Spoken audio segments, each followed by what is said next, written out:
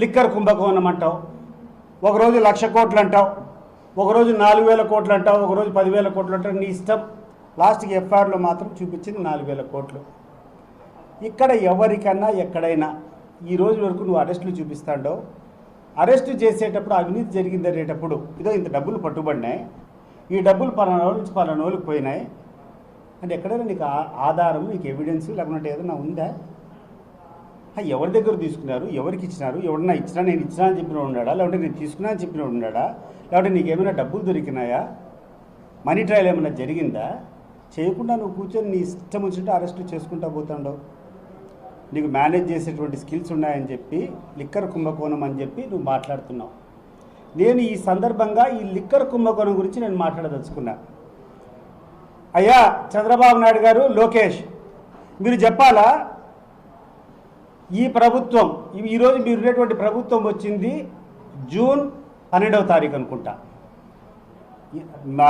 2024వ సంవత్సరం జూన్ 12వ తారీఖు మీరు ప్రమాణ స్వీకారం చేశారు.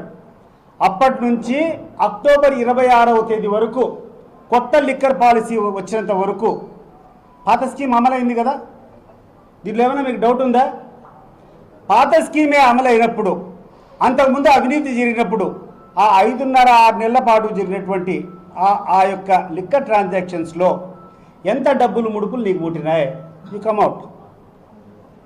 పాత దాంట్లో లోపాభీష్టంగా ఉంటే, పాత దాంట్లో అన్యాయం జరిగింటే మరి అదే పద్ధతి నువ్వు కొనసాగించినప్పుడు జూన్ 12వ తారీఖు నుంచి అక్టోబర్ 26వ తారీఖు కొత్త పాలసీ వచ్చినంత వరకు నువ్వు అదే పద్ధతిని కొనసాగించినప్పుడు నీకు ఎన్ని వేల కోట్లు నీకు ముడుపులు వచ్చినాయి నువ్వు ఇప్పుడు చెప్పాలా?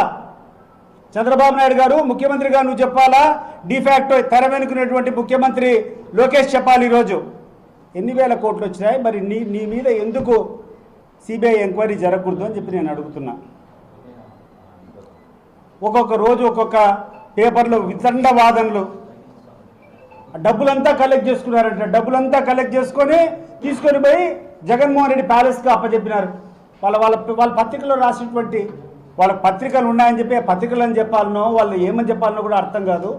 వాళ్ళు రాసేటువంటిది లిక్కర్ మద్యం అమ్మినటువంటి డబ్బులన్నీ తీసుకొని పోయి ఆ డబ్బులన్నీ కలెక్ట్ చేసుకొని సంచుల్లో వేసుకొని పోయి జగన్మోహన్ రెడ్డికి చెప్పినట్టు వార్తలు రాశారు.